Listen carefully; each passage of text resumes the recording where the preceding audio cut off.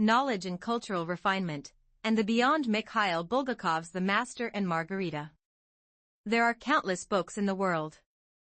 Sometimes, books may feel too difficult or boring to pick up. Especially in the presence of words like knowledge or cultural refinement, one might feel intimidated.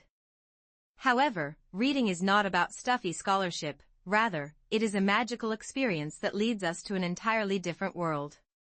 Today, I am introducing you to Mikhail Bulgakov's The Master and Margarita, a work that will open the door wide to that magic.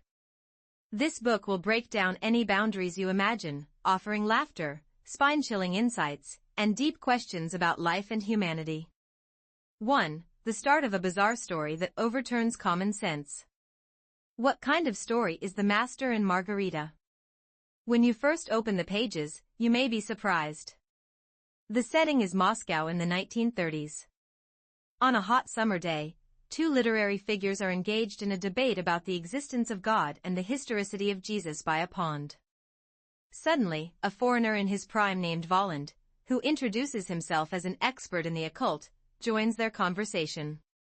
He is accompanied by a strange entourage, not ordinary people, but Satan himself and his demons. Among them, the most eye-catching is Behemoth, a giant black cat who can speak. Their arrival throws Moscow into enormous chaos and commotion. They throw money like rain on a theater stage, strip people's clothes off, and even send those who try to expose them to a psychiatric hospital. These bizarre events are not just silly happenings.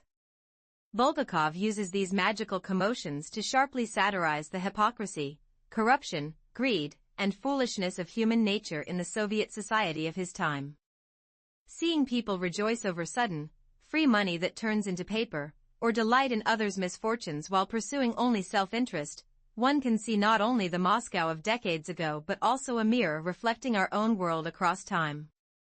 As you read this book, you will find yourself asking, why do human actions seem so similar to what the demons have done? 2. The mirror of human nature, seeing the world through the eyes of the devil. The madness that Voland and his entourage unleash in Moscow goes beyond mere entertainment. They expose people's hidden desires and hypocrisies in a starkly revealing way. The citizens of Moscow who take bribes, lie, and betray others for their own benefit appear far more terrifying than the demons themselves. Bulgakov cynically portrays through the eyes of Satan how fragile and foolish human beings can be. Yet this book does not end with merely criticizing and mocking humanity. At times, Satan is depicted as the most appropriate judge of humanity. Corrupt officials are sentenced to death, avaricious individuals face punishment, and those filled with vanity suffer humiliation. Ironically, Satan seems like the perfect embodiment of justice. This challenges the conventional binary boundaries of good and evil, prompting questions about what true justice is. Is justice only legitimate when done in the name of God? Or does justice realized through the devil also have value? Through these uncomfortable yet intriguing questions, the book shakes the reader's fixed notions. 3. The artist's suffering and the power of truth, the story of the Master. Another significant story intertwined within The Master and Margarita is the tragic life of an author referred to as the Master. He writes a novel about Jesus and Pontius Pilate, but suffers fierce criticism from the rigid literary world and critics of his era.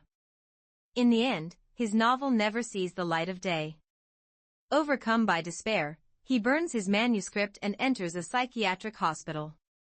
The Master's story reflects Bulgakov's own experiences. He endured harsh censorship and oppression under Stalin, with his works not only failing to receive proper recognition but also being banned from publication. At the time in the Soviet Union, only literature that fit the government's taste was considered correct, and free artistic expression was suppressed. The scene where the Master's manuscript burns dramatically illustrates the artistic frustration and suffering Bulgakov himself might have felt. However, we encounter one of the most famous lines in this book: the manuscript cannot burn. This conveys a powerful message: true art, filled with truth, can never be destroyed. Although the Master's novel is burned, it eventually resurfaces in the world with the help of Margarita and Voland. This declares that no power can forever imprison true artistry and truth, offering great courage and hope to artists and intellectuals of every generation. 4. Love, Sacrifice, and Redemption. Margarita's Journey. Another axis of this novel is the story of Margarita, the woman who deeply loves the master. After the master vanishes into despair, Margarita searches for him and, in the end, accepts Satan's proposal. In exchange for becoming the queen of the grand ball hosted by Satan, she wishes to recover her beloved master.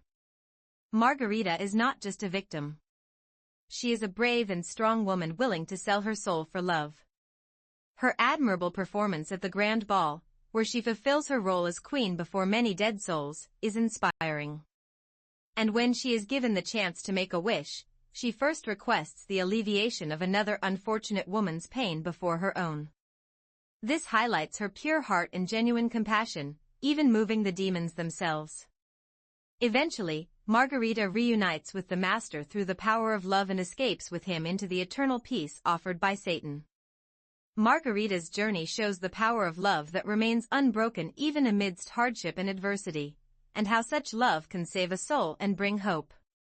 Her journey makes us reflect on what true love and sacrifice mean and how they can change the world. 5. An unending story. Pontius Pilate and Jesus. In addition to the Moscow story and the tale of the Master and Margarita, The Master and Margarita contains another independent story, the interrogation and trial between Pontius Pilate and Jesus, referred to as Yeshua HaNatzri in the novel, and the events that follow. This story contrasts Jesus' pure, transcendent teachings against Pilate's conflict and ultimately cowardly choice in the face of power. Pilate knows Jesus is innocent but yields to the pressure of the crowd and Jewish leaders to preserve his own position and power, sentencing Jesus to crucifixion. This terrible decision leaves Pilate burdened with eternal guilt and suffering.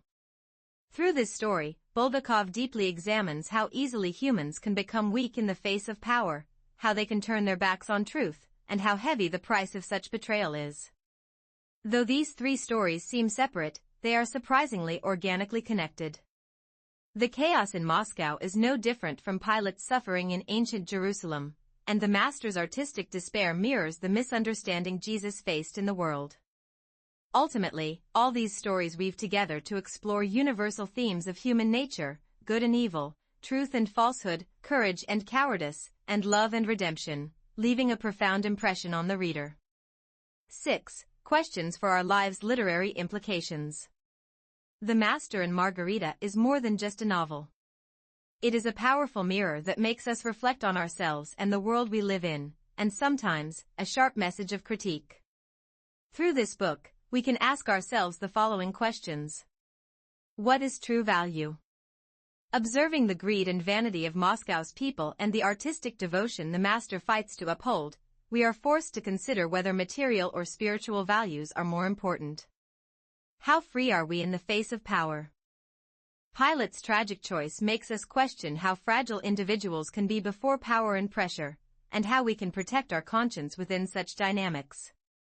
Is the truth truly indestructible?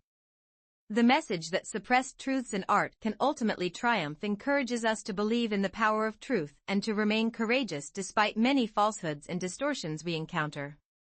What strength does love and forgiveness possess? Through Margarita's devoted love and Pilate's eventual peace, we come to understand what the most powerful force is in saving and healing humanity. Are the boundaries between good and evil truly clear? By witnessing Woland, the devil, act justly at times, we are made to think about how complex and relative the concepts of good and evil can be, and the true nature of a world not to be judged solely by appearances. The Master and Margarita may not be an easy read, yet it will become one of the most fascinating and profound stories you could ever encounter.